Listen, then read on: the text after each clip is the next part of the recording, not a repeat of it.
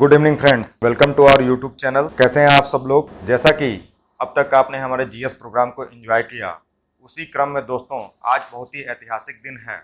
आज जो दिन है वो है दोस्तों world population day. World population day है, ठीक है दोस्तों। वर्ल्ड पॉपुलेशन डे 11 जुलाई 2020 को वैश्विक लेवल पे जो है मनाई जा रही है। विश्व जनसंख्या दिवस वैश्विक लेवल पे मनाई जा रही है दोस्तों। अब इस क्रम में आप देखोगे कि यहाँ पे आप एक स्क्रीन पे फोटो देख रहे हो, जो कि जो है एक हाथ में कुछ बच्चों का आप देख रहे हो कि महिला पुरुष बच्चे इस तरीके से आपने देखा।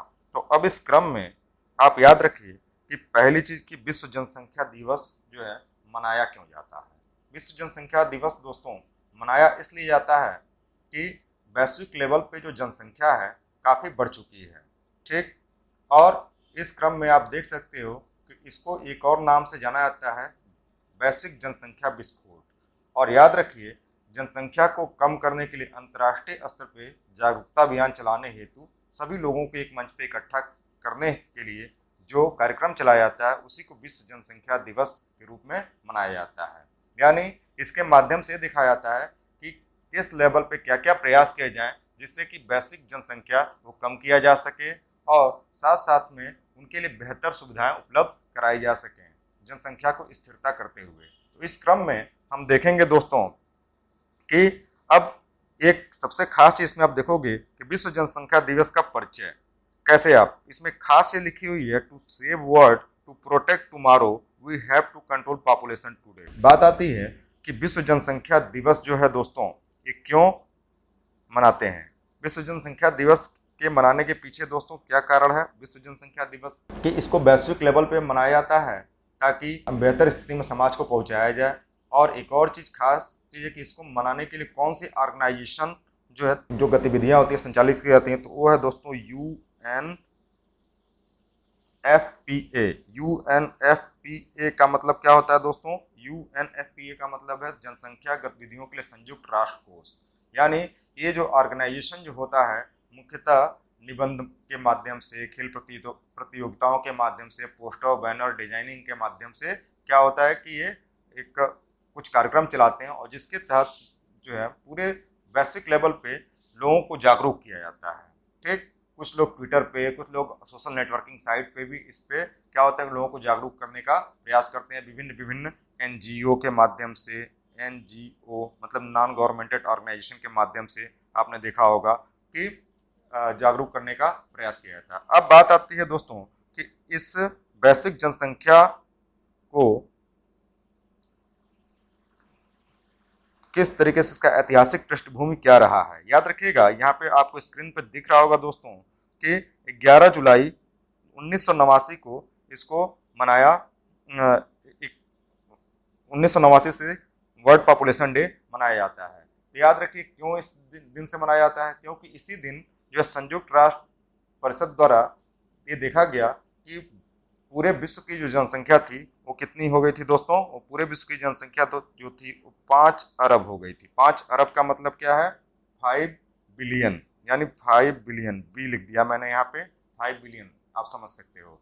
तो अब देखो उसी क्रम में आप देखोगे कि इसके तहत क्या वो किए गए। इसके लिए आप देखोगे कि उसी समय से लगभग हर साल कुछ न कुछ इसके थीम दिए जाते हैं। थीम का मतलब क्या होता है कि हर साल मनाया जाता है विश्व जनसंख्या दिवस और उसके थीम दिए जाते हैं और उसी के अनुरूप वैश्विक लेवल पे एक चेतना जगाई जाती है लोगों के बीच में कि किस तरीके से वो IMR MMR को कम करने का प्रयास करें, ठीक। उसके साथ साथ जागरूकता बढ़ाएं, साथ साथ में क्या है कि और अच्छे संसाधनों का जो दोहन कम करें ताकि फ्यूचर के लिए भी उसको एक तरीके से संजोया जा सके। तो इन सभी मुद्दों पे जो बात होती है वो किसके लिए होती है, वो विश्व जनसंख्या दिवस की चेतना के रूप में।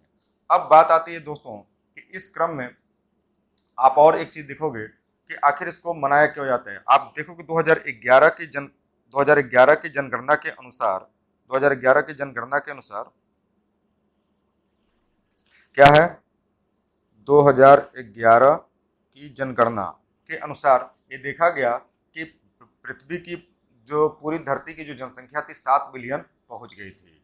और उसी के क्रम से अगर आज भारत की जनसंख्या देखें और जो है भारत की जनसंख्या देखें तो लगभग वर्तमान में 138 करोड़ पहुंच चुकी है और 2011 की जनसंख्या के अनुसार 121 करोड़ थी। यानी वैश्विक लेवल पे जनसंख्या बहुत तेजी से बढ़ रही है। किसकी?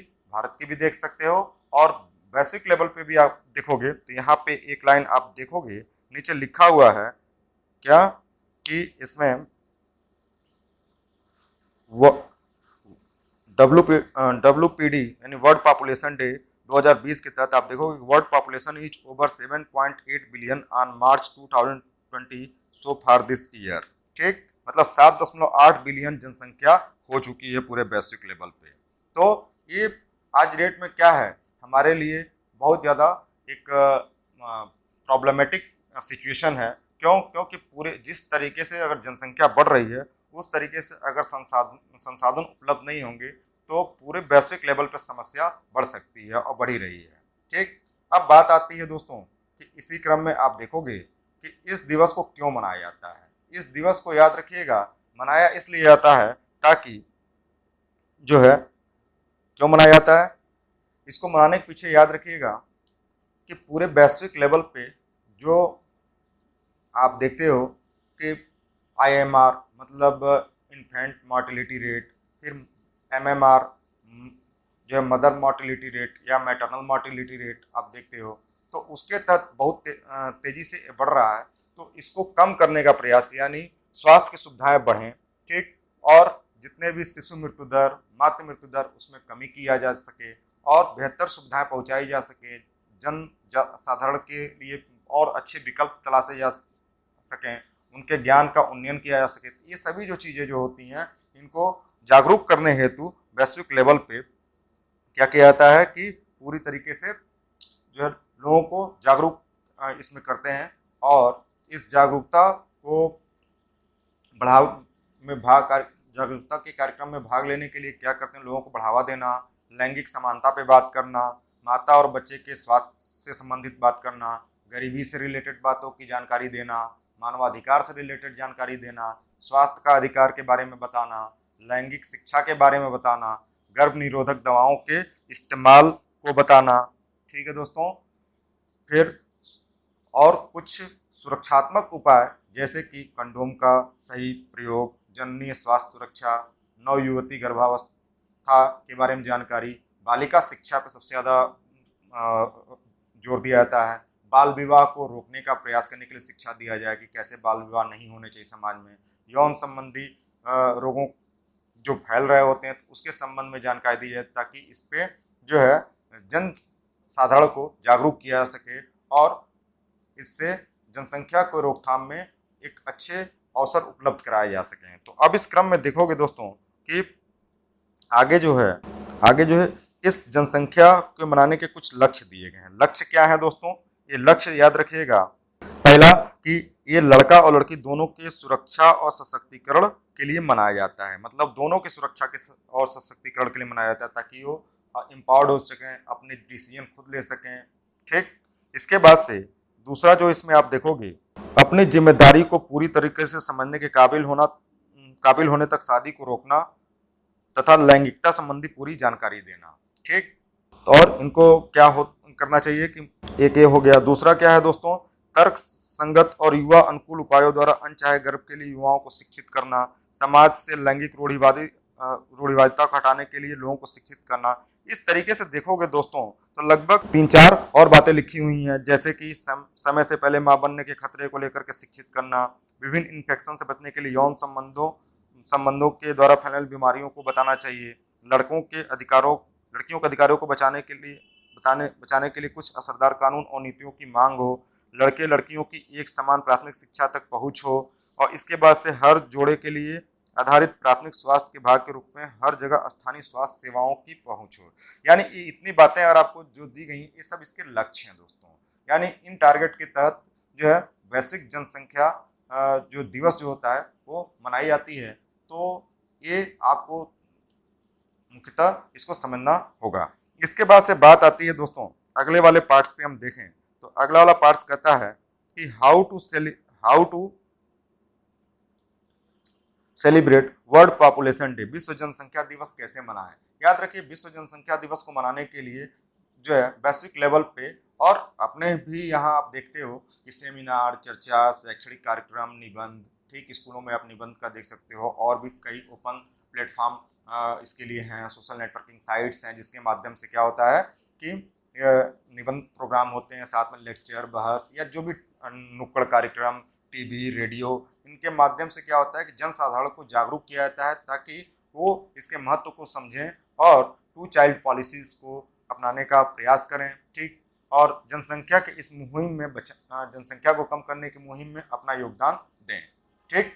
अब याद रखिएगा दोस्तों, इसी क्रम में कुछ जो है वर्ल्ड पॉपुलेशन डे पे कुछ थीम दिए गए हैं। थीम का मतलब क्या होता है दोस्तों, कुछ जो थीम दिए जाते हैं हर साल। तो इस क्रम में आपको मैं सबसे पहले आपको शुरुआती दौर के जो थीम है वहां से ले चलूंगा। वो थीम क्या था, वो थीम स्टार्ट किया गया था दोस्तों 1996 में। थीम क्या था, जननी स्वास्थ्य और एड्स। दूसरा थीम था किशोर जननी स्वास्थ्य और देखरेख। तीसरा आने वाला 6 बिलियन, ठीक।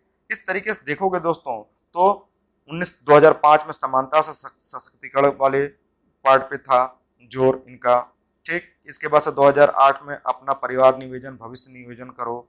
इसके बाद से देखोगे कि मुख्य हम थीम बता दिए। 2012 में जननी स्वास्थ्य सेवा हेतु विश्वव्यापी पहुंच। उसके बाद से सबसे इम्पॉर्टेंट जो कि 2019 में था, family planning empowering people developing nation, ठीक। और इस साल के लिए जो इम्पोर्टेंट जो थीम है दोस्तों, इसको आप याद कर लीजिएगा। आपके विभिन्न एग्जामिनेशंस में चाहे वो एग्जामिनेशंस आपके एसएससी लेवल के हों या आपके पब्लिक सर्विस कमीशन के हों, उसमें जरूर पूछे जाते हैं। तो क्या इम्पोर्टेंट जो है पार्ट है वो है वर्ष 2020 का थीम जो है महिलाओं और लड़कियों के स्वास्थ्य और अधिकारों की रक्षा कैसे की जाए। मतलब स्वास्थ्य की भी और उनके राइट्स की भी जो सुरक्षा कैसे की जाए, उनकी रक्षा कैसे की जाए। अब इसी क्रम में आप देखोगे theme of world population day. Theme of world population day मतलब क्या है, 2020 का the scheme of this year based on safeguarding the health and rights of women and girl around the world specially during time of covid pandemic. मतलब इस समय जो समय चल रहा है वो कोविड-19 की महामारी का समय चल रहा है। तो इसके तहत क्या हुआ कि लॉकडाउन पूरे जो है वैश्विक लेवल पर लगी हुई है। अपने यहाँ इंडिया में भी आप देख सकते हो।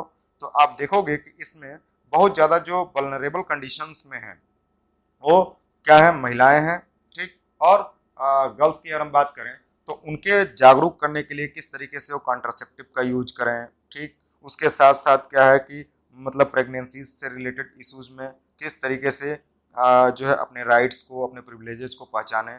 और एक और चीज़ क्या है कि इसके अलावा एक apart from that it could see rise in gender based violence, female genital mutilation and child marriages. इसकी बात की गई दोस्तों। तो ये दोनों पॉइंट्स आप याद रखिएगा कि एक theme of world population day 2020 को बहुत अच्छे से याद रखिएगा। इसी क्रम में अगर हम देखें दोस्तों तो जो है दूसरा जो थीम की हम बात करें तो ये है उत्तर प्रदेश गवर्नमेंट द्वारा जो दिया गया है वर्ल्ड पॉपुलेशन डे के दिन। वो क्या है, वो बेसिकली है दोस्तों वर्ल्ड पॉपुलेशन डे के दिन जो दिया गया है वह जनसंख्या स्थिरता पखवाड़ा। जनसंख्या स्थिरता पखवाड़ा, इसको याद कर लीजिएगा। ये आपके एग्जाम में बहुत जो है अच्छे लेवल पे पूछा जा सकता है, या आप विभिन्न प्रकार के परीक्षाओं में ऐसे लिखते वक्त, जैसे कई बार क्या होता है विश्व जनसंख्या दिवस पे ऐसे आ जाता है लिखने के लिए, तो वहाँ पे आप इन कोट्स को दे सकते हो। और यूपी के इस एग्जामिनेशंस में विशेषकर जो अभी मेंस होने वाले हैं उसमें भी अगर एक क्वेश्चन दे देता है तो वहाँ पर आप इसको कोट कर सकते हो। और साथ में आपके वन लाइनर एग्जामिनेशंस में भी पूछे जाते हैं। इसके बाद से अगर आप देखेंगे अगला क्या, पॉपुलेशन बाय कॉन्टिनेंट की अगर हम बात करें दोस्तों, पॉपुलेशन बाय कॉन्टिनेंट की बात करेंगे तो पॉपुलेशन याद रखिएगा जो क्रम है एशिया में सबसे ज्यादा है, फिर अफ्रीका, फिर यूरोप, फिर नॉर्थ अमेरिका, फिर साउथ अमेरिका, ओशनिया और अंटार्कटिका। इस क्रम में एक मैंने छोटा सा चार्ट भी बनाया है। इस चार्ट को अगर आप देखोगे दोस्तों तो आप देखिए यहाँ पे जो चार्ट है इसमें चाइना सबसे ज्यादा लीडिंग पॉपुलेशन की कैटेगरी में है। मतलब उसकी जो पॉपुलेशन है लगभग 140 करोड़ इस समय पॉपुलेशन है। और इंडिया की अगर हम बात करें तो लगभग 138 करोड़ के आसपास हो चुका है, ठीक है। उसके बाद से यूनाइटेड स्टेट्स की बात करें, इंडोनेशिया की बात करें, पाकिस्तान, ब्राजील, ये लगभग 10 मोस्ट पॉपुलस कंट्रीज की लिस्ट है जिसको आप इसको स्क्रीन पे देख सकते हो और अपने वन लाइनर क्वेश्चन को तैयार कर सकते हो। इसके बाद से आप देखेंगे कि दूसरा जो दिया है 10 मोस्ट पॉपुलेटेड कंट्रीज, इसको देखिए बहुत छोटा छोटा लिखा है, आप इसको थोड़ा सा मतलब इसको रिजोल्यूशन हाई करके आप देख सकते हो। इसमें क्या सिंगापुर है, बांग्लादेश है, लेबनान है, ताइवान है, South Korea, Rwanda, Haiti, Netherland, Israel and India. ठीक, तो इस क्रम में आप देखोगे कि 10वें नंबर पे जो है मोस्ट डेंसली पॉपुलेटेड, मतलब डेंसिटी के अकॉर्डिंगली जो पॉपुलेटेड है उसको बात की गई। याद रखिएगा दोस्तों, इंडिया के अगर जनसंख्या की बात करें तो इंडिया की जनसंख्या पूरे वैश्विक लेवल पे लगभग 18% के आसपास है, जबकि एरिया के पॉइंट ऑफ व्यू से देखेंगे तो लगभग 2.4 या 5 के आसपास एरिया है पूरे वैश्विक लेवल पे इंडिया की, लेकिन पॉपुलेशन 18% के आसपास है। यानी याद रखिए कि लगभग 1/5 भाग यानी 1/5 पार्ट इंडिया में ही जनसंख्या है। यानी आप देख सकते हो कि किस लेवल पे इंडिया की जो जनसंख्या वैश्विक लेवल पे तेजी से बढ़ती जा रही है। इसके बाद से आप इसी क्रम में आप देखोगे दोस्तों तो वर्ल्ड पॉपुलेशन पे एक छोटा सा ग्राफ बनाया गया है। ये क्या है, वर्ल्ड पॉपुलेशन पे आप देख सकते हो कि प्रोजेक्टेड वर्ल्ड पॉपुलेशन 2100, मतलब 2100 में क्या होगी जनसंख्या। 1990 में देखो दोस्तों 5.3 बिलियन जनसंख्या थी, 2015 में 7.3 बिलियन जनसंख्या, 2030 में 8.5 बिलियन जनसंख्या, 2050 में जो है दोस्तों 2050 में जो जनसंख्या थी होगी वो 9.7 बिलियन, और 2100 में दोस्तों 11.2 बिलियन जनसंख्या हो जाएगी। अब इसके बाद अगला देखते हैं इसी क्रम में। अब बात करते हैं कि factors influencing the population growth, वो कौन कौन से फैक्टर्स है दोस्तों कि जो पॉपुलेशन ग्रोथ के लिए बहुत ज़्यादा इंपॉर्टेंट रोल अदा करते हैं। तो वो कौन कौन से रोल अदा करते हैं पॉपुलेशन के लिए। पहला है, इसमें आप देख सकते हो फर्टिलिटी रेट। फर्टिलिटी रेट दोस्तों क्या है, फर्टिलिटी रेट का मतलब क्या है कि एक तरीके से फर्टिलिटी किसको कहते हैं, उर्वरता को कहते हैं। तो याद रखिएगा कि इसमें ये बोला जा सकता है कि किस तरीके से जो है बर्थ रेट कितनी तेजी से बढ़ रही है। तो इसके लिए याद रखिएगा कि इसका भी वर्ल्ड पॉपुलेशन प्रोस्पेक्ट 2019 में एक रिपोर्ट आया था जिसके तहत देखा गया था कि जो ग्लोबल फर्टिलिटी जो है उसमें डिक्लाइन आया है। मतलब ग्लोबल फर्टिलिटी में जो पहले ज़्यादा हुआ करता था वो 2019 में कितना है दोस्तों, 2019 में जो है लगभग ये 2.5 है,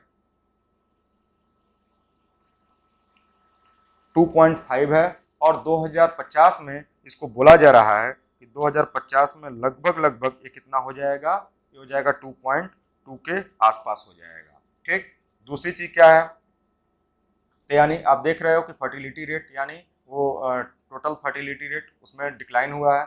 उसके बाद से दूसरी चीज इसके जो पॉपुलेशन ग्रोथ को जो इन्फ्लुएंस करती है वो है इंक्रीजिंग लॉन्जिविटी, मतलब एक तरीके से एवरेज जो जीवन काल जो है एक मनुष्य का वो कितना है उसके बारे में बात की है। तो लाइफ एक्सपेक्टेंसी इसको बोल सकते हो। तो आप देख सकते हो कि लाइफ एक्सपेक्टेंसी जो है ये इंक्रीज किया है कितना, 72.6 ईयर्स इन 2019, मतलब 2009 में एक बात करें, 2019 में बात करें तो 72.6 ईयर्स जो है इसका आप लाइफ एक्सपेक्टेंसी देख सकते हो। और लगभग 2050 में 77.1 ईयर्स पहुंच जाएगा। यानी एक स्वास्थ्य सुविधाओं के बढ़ोतरी के क्रम में जो गुणवत्ता बढ़ी है, स्वास्थ्य सुविधाएं बेहतर हुई हैं, इससे जीवन की गुणवत्ता जो है उत्तरजीविता जो है काफ़ी बढ़ी है। ठीक, इसके बाद से आप देख सकते हो इंटरनेशनल माइग्रेशन, तीसरा जो कारण जो है आपका इसमें देख सकते हो इंटरनेशनल माइग्रेशन, ये भी जो है तेजी से हुआ है जिसकी वजह से भी जनसंख्या में बढ़ोतरी देखने को आपको मिलेगी। कहीं बढ़ोतरी देखने को मिलेगी तो कहीं कमी भी देखने को मिलेगी। अब बात करते हैं दोस्तों सबसे इंपॉर्टेंट सेगमेंट पे, इंडियन पर्सपेक्टिव को ध्यान में रख करके। ये सबसे वर्सेटाइल पोजीशन है। क्या सबसे खास बात है कि इसमें इंडियन पॉपुलेशन, इंडिया का पॉपुलेशन की बात करें दोस्तों, याद रखिएगा कि लगभग आज 138 करोड़ पॉपुलेशन हो चुकी है। अगर 2011 के जनगणना को देखें तो 2011 के जनगणना में लगभग 121 करोड़ हमारी आबादी थी।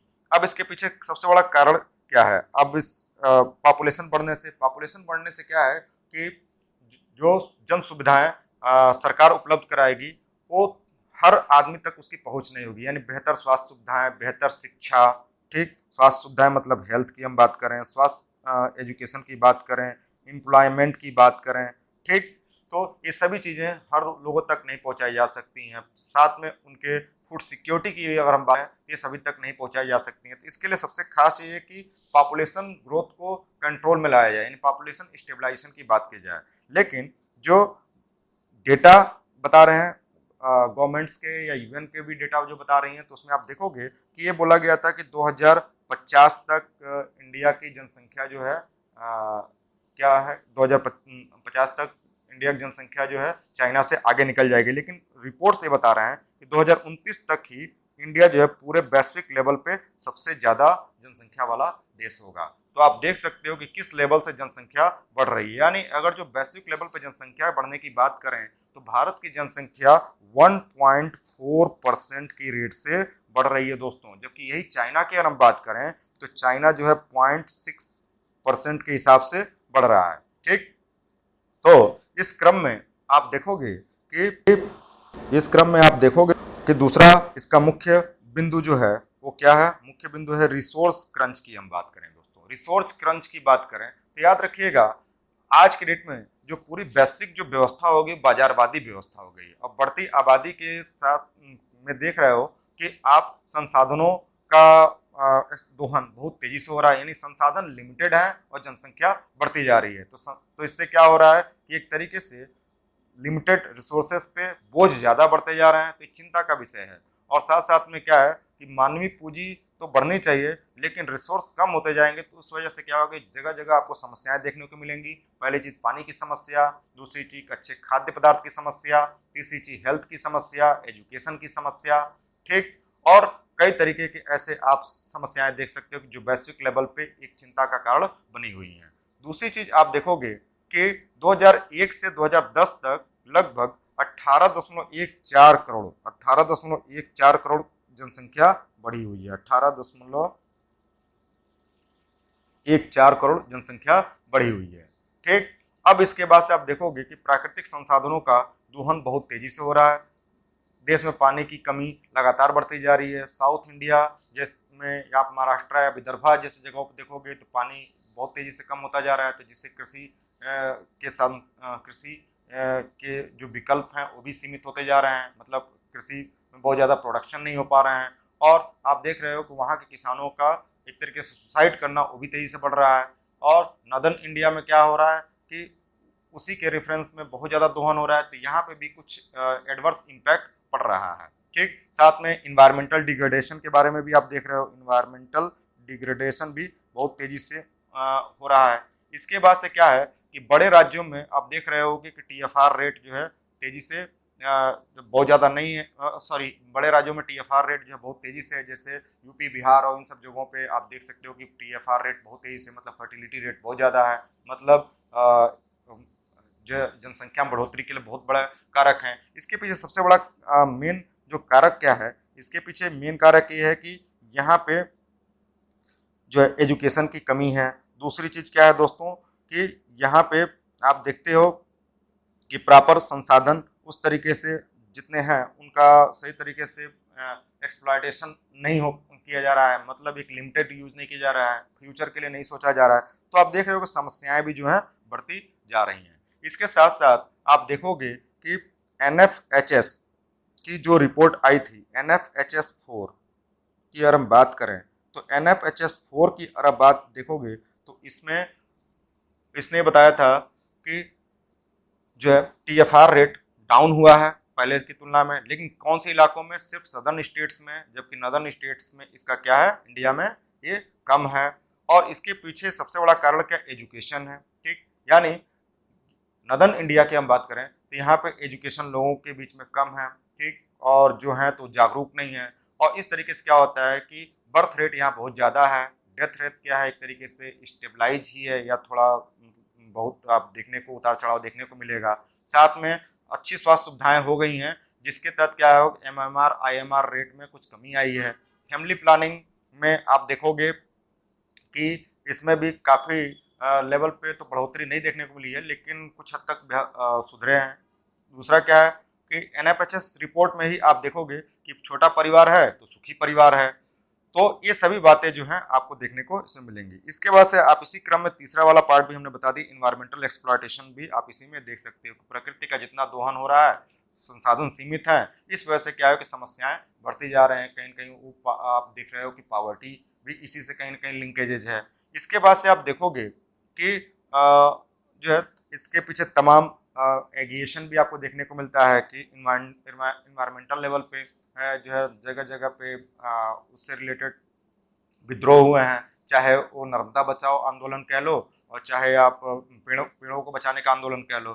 तो इस ये भी आपको देखने को आप मिलेगा, क्योंकि ज़्यादा पॉपुलेशन हो रहा है तो इसलिए उसको क्या है कि एक बेहतर आवास चाहिए, ठीक, उनके लिए फील्ड चाहिए, ठीक, जहाँ पे फूड प्रोडक्शन कर सकें, तो इसलिए जंगलों को भी साफ किया जा रहा है। इसलिए आप देख सकते हो कि इन्वायरमेंटल को भी एक्सप्लॉइट कंडीशन में पहुंच रही है। इसके बाद सबसे इम्पोर्टेंट पार्ट जो है इसमें सबसे इम्पोर्टेंट पार्ट जो है वो क्या है, demographic dividend and demographic disaster. ये बहुत इंपॉर्टेंट क्वेश्चन है दोस्तों। कैसे, ये आपके कई बार जीएस के पेपर में पूछा जाता है कि क्या इंडिया जो है की बढ़ती जो आबादी है वो डेमोग्राफिक डिविडेंड के रूप में है या डेमोग्राफिक डिसास्टर के रूप में। इसके बारे में थोड़ा सा हम प्रकाश डालेंगे दोस्तों कि डेमोग्राफिक डिविडेंड क्या होता है। डेमोग्राफिक डिविडेंड का मतलब याद समझिए कि इस पूरे बेसिक लेवल पे जो है इंडिया ही एक ऐसी जो है कंट्री है कि जहाँ पे कार्यशील युवा आबादी है। कार्यशील युवा आबादी का मतलब क्या हो गया दोस्तों, कार्यशील युवा आबादी का मतलब जो है यहाँ पे आपको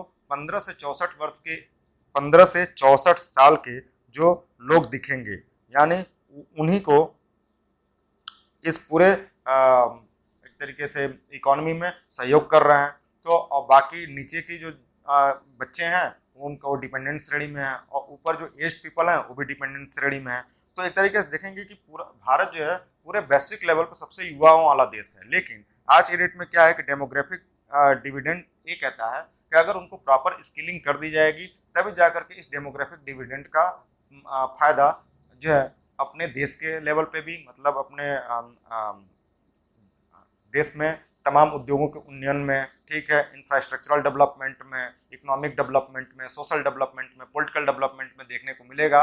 और इंटरनेशनल लेवल पे भी क्या है कि अगर जो प्रॉपर स्किल डेवलप कर दी जाए बाय स्किल डेवलपमेंट प्रोग्राम के तहत, तो क्या होगा कि हम एक तरीके से जो यहाँ से सर्विस एक्सपोर्टर के रूप में एक तरीके से अच्छे रूप में आ जाएंगे कि जगह जगह क्या हो जाएंगे, हमारे यहाँ के लोग दूसरे देशों में जाएंगे और वहाँ पे सेवाएं देंगे। इससे क्या होगा, रेमिटेंसेस हमारे यहाँ बहुत ज़्यादा आएंगी, साथ में विदेशी मुद्रा का भंडार बढ़ेगा। तो एक तरीके से जॉब के भी अच्छे अवसर उपलब्ध होंगे और साथ में क्या होगा कि लोगों की जीवन में खुशहाली आएगी। लेकिन कब होगा, जब ये प्रॉपर स्किलिंग की जाएगी इनकी तरफ। लेकिन अगर यही याद रखिए दोस्तों कि डेमोग्राफिक डिसास्टर का मतलब क्या होगा, अगर जनसंख्या इसी तरीके से बढ़ता चला गया और साथ साथ में जो है जनसंख्या बढ़ता चला गया और जितने भी युवा हैं उनको प्रॉपर स्किलिंग न की गई, युवा जो है इनको प्रॉपर जो है जॉब नहीं प्रोवाइड कराया गया, इनको जॉब नहीं दिया गया, तो इससे क्या हो जाएगा कि एक तरीके से सिस्टम पे बहुत ज़्यादा बर्डन बढ़ेगा। सिस्टम पे बहुत ज़्यादा बर्डन का मतलब क्या होगा दोस्तों,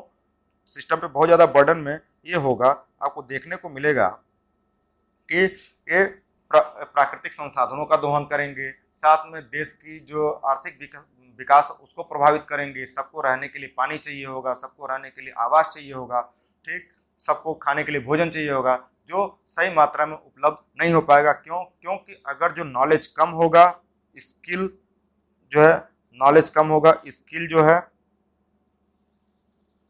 कम होगा, तो क्या होगा कि प्रॉपर जो है एम्प्लॉयमेंट जनरेशन नहीं होंगे, जिससे कि दिक्कतें जो होंगी बढ़ती चली जाएंगी। तो एक तरीके से अगर जो प्रॉपर स्किल नहीं दिया गया युवाओं को और उनका प्रॉपर उन्नयन नहीं किया जाए, चाहे एजुकेशन के सेक्टर में या उनके एम्प्लॉयमेंट के सेक्टर में, हेल्थ के सेक्टर में और भी एसोसिएटेड जो सेक्टर, और साथ में आप ये कह सकते हो कि सेक्स एजुकेशन के भी सेक्टर में, क्योंकि जितनी कम आबादी रहेगी उतने बेहतर विकल्प होंगे जो है अच्छी सुविधाओं को देने के।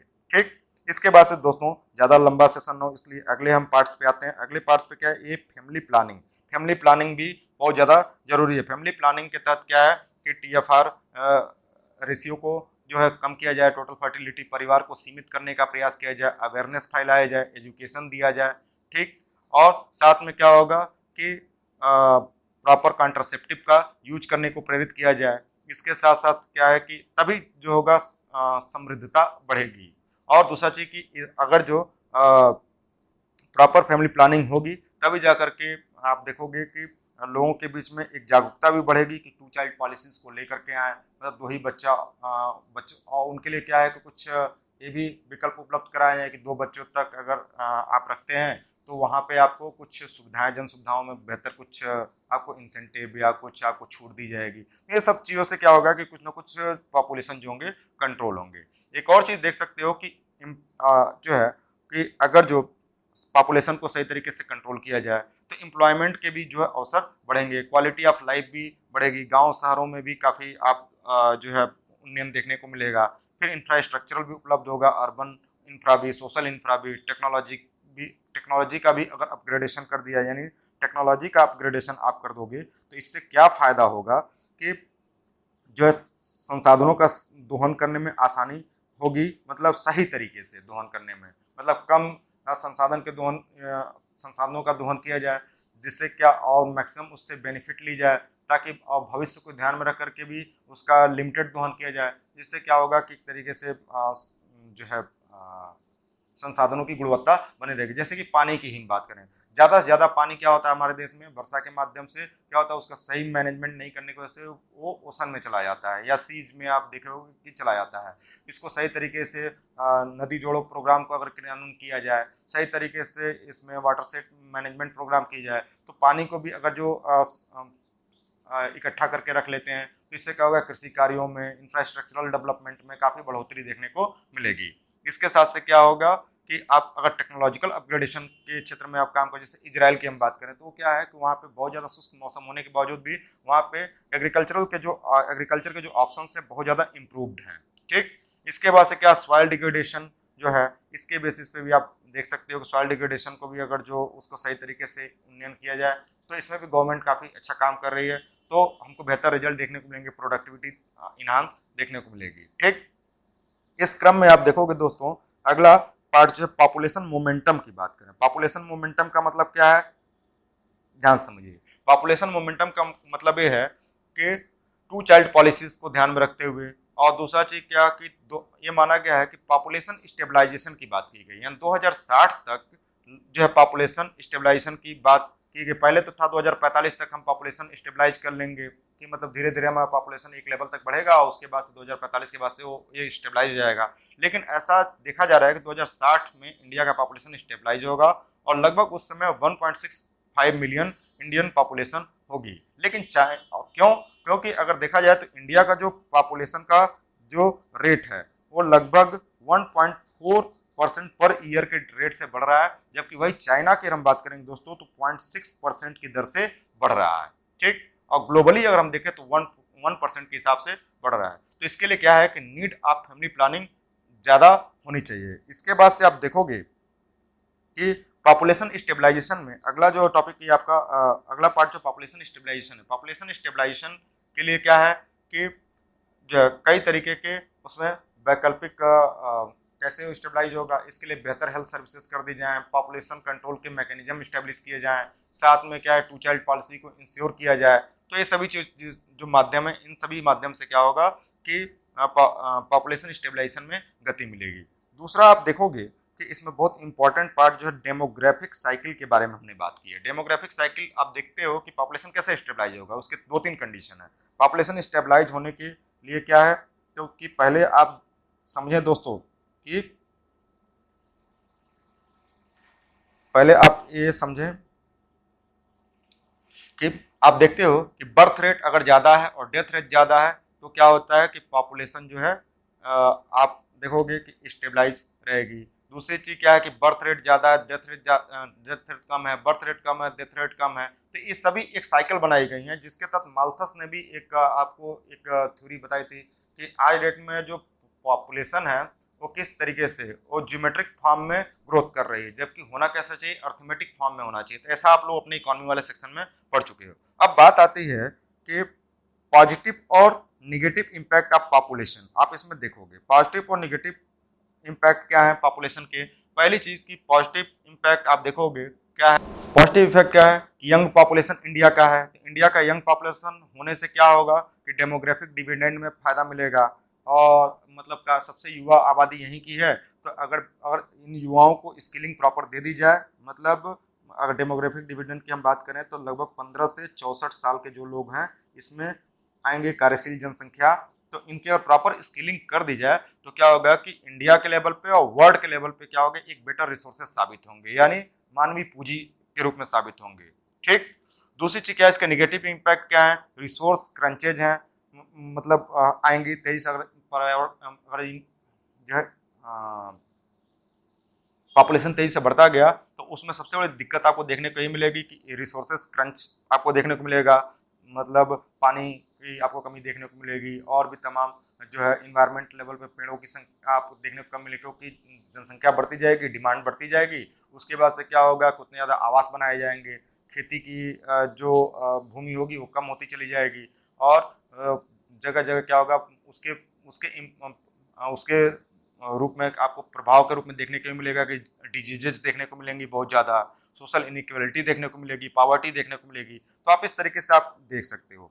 अगला क्या है, इसमें जो इम्पोर्टेंट पार्ट है वो क्या है, रीजनल डिस्पैरिटी। रीजनल डिस्पैरिटी भी आपको देखने को मिलेगा, इंटर स्टेट और इंट्रा स्टेट। आप देखोगे कि जो इंडिया में अगर जो सदर्न स्टेट की हम बात करें, सदर्न स्टेट में ज़्यादा ग्रोथ है, ज़्यादा डेवलपमेंट के प्रॉस्पेक्ट आपको देखने को मिलेंगे, जो इंफ्रास्ट्रक्चरल डेवलपमेंट, एम्प्लॉयमेंट के अवसर। लेकिन वही नदर्न इंडिया में क्या होगा, आपको कम देखने को मिलेगा। क्यों? क्योंकि यहाँ पर नदर्न इंडिया में एक तो पहली चीज़ की TFR रेट बहुत ज़्यादा है, फैमिली प्लानिंग के बहुत ज़्यादा जो है चीज़ों को नहीं यहाँ पे मानते लोग, बहुत कम लेवल पे इसका जो है उसका गवर्निंग की जाती है और जो है जॉब के अच्छे अवसर नहीं उपलब्ध हैं, ठीक है, टेक्नोलॉजिकल अभाव है। और वही सदर्न स्टेट्स में इन सभी चीज़ों को आपको देखने को ज़्यादा मिलेगा। लेकिन इससे क्या है कि आपको इन दोनों का बैलेंस रूप में आप देखो चले तो इससे क्या होगा कि एक अच्छा रिजल्ट देखने को मिलेगा। दूसरी चीज़ क्या है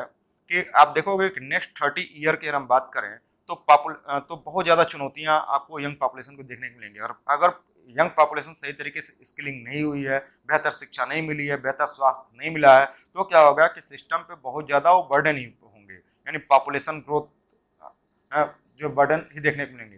हालांकि पॉपुलेशन ग्रोथ अब धीरे धीरे क्या हो रहा है, कम हो रहा है, TFR कम हो रहा है, लेकिन अगर स्किल प्रॉपर ना दिए जाए, उनकी प्रॉपर जो है हेल्थ सर्विसेज ना प्रोवाइड कराई जाए, तो इससे क्या होगा, आपको बहुत ज़्यादा प्रॉब्लम देखने को मिलेंगी। अब आप देखोगे इसी क्रम में केरला हो गया, आपका सिक्किम हो गया, पंजाब हो गया, ये क्या है कि लेस TFR रेट है, लेकिन यहाँ पे क्या है कि एम्प्लॉयमेंट के जो अवसर हैं आप देखते हो कि जो है एक तरीके से बहुत ज़्यादा अच्छे नहीं है, मतलब अच्छा एजुकेशन होने के बावजूद नहीं है। तो इसको उन्नयन करने से ही क्या होगा कि सभी चीज़ों का समाधान हो सकता है, साथ में एक अच्छे अवसर उपलब्ध हो। दूसरी चीज़ क्या है कि आप देख सकते हैं women and child condition, women और चाइल्ड बहुत ज़्यादा वल्नरेबल होते हैं इनसे, मतलब जो भी कोई डिसास्टर होता है तो इनको सही तरीके से इनका एम्प्लॉयमेंट किया जाए, मतलब इनको एम्प्लॉयमेंट दिया जाए, साथ में इनका एजुकेशन अपग्रेडेशन किया जाए, तो इस तरीके से पॉपुलेशन स्टेबलाइजेशन में एक बढ़ोतरी देखने को मिलेगी। यानी जो है इनमें भी क्या होगा कि महिलाएं सुदृढ़ होंगी, उनको जानकारी होगी, तो वो भी क्या होगा कि पॉपुलेशन जो लड़का लड़की में अंतर नहीं करेंगे, मतलब 2 चाइल्ड पॉलिसी को अपनाएंगे, तो इससे क्या होगा कि एक बेहतर रिजल्ट देखने को मिलेगा और पॉपुलेशन स्टेबलाइज होगी। इसके बाद से क्या है, फैमिली प्लानिंग को भी और ज़्यादा इम्प्रूवमेंट करने में मदद मिलेगी। इसके बाद से लास्ट जो है फ्यूचर प्रॉस्पेक्ट आप देख सकते हो। फ्यूचर प्रॉस्पेक्ट में क्या है दोस्तों कि याद रखिएगा कि इंडिया और वैश्विक लेवल पे अगर हम देखें कि अगर हम बेहतर संसाधन के जो है यूजेज को और हम बढ़ाएं, मतलब बेहतर संसाधन का मतलब क्या है कि इस तरीके से टेक्नोलॉजी का इजाद किया जाए कि संसाधन का जो एक तरीके से क्षय कम हो, यूजेज ज़्यादा बढ़ें, साथ में वैकल्पिक ऊर्जा के स्रोत तलाशे जाएँ, साथ में जो जनमानस को जागरूक किया जाए, ठीक, जनसंख्या को कम करने के प्रयास किए जाएँ, फैमिली प्लानिंग को बढ़ाई जाए, ठीक है, प्रॉपर स्किलिंग की जाए और साथ में इंफ्रास्ट्रक्चरल डेवलपमेंट किया जाए, हैप्पीनेस इंडेक्स को बढ़ाने में मदद किया जाए, सोशल इनइक्वलिटी को हटाने में प्रयास किया जाए, तो एक बेहतर रिजल्ट देखने को मिल सकता है और देश जो है नेशनल लेवल पे और वैश्विक लेवल पे एक आपको अच्छे रिजल्ट देखने को मिलेंगे। तो ओवरऑल दोस्तों आशा करता हूँ कि आज के डिस्कशन से आपको बहुत कुछ समझने में आसानी हुई होगी। इसको आप जो है अपने एस्से के प्रोग्राम में, अपने आंसर के प्रोग्राम में आप इसको कोट कर सकते हो। और ओवरऑल आपको पूरे डिस्कशन में अगर जो कहीं पे भी कोई दिक्कत अगर आपको आई हो तो आप अपने विचारों को कमेंट सेक्शन में ज़रूर डालिएगा और बताइएगा कि इसमें और कहाँ तक इम्प्रूव करना चाहिए। और साथ में एक और चीज़ कि आप अपने अगर कोई प्रश्न हो मेंस से रिलेटेड इस पॉपुलेशन वाले टॉपिक से, तो आप अपना डाल सकते हैं क्वेश्चंस को, उसके आंसर भी आपको प्रोवाइड कराए जाएंगे। तब तक के लिए दोस्तों धन्यवाद।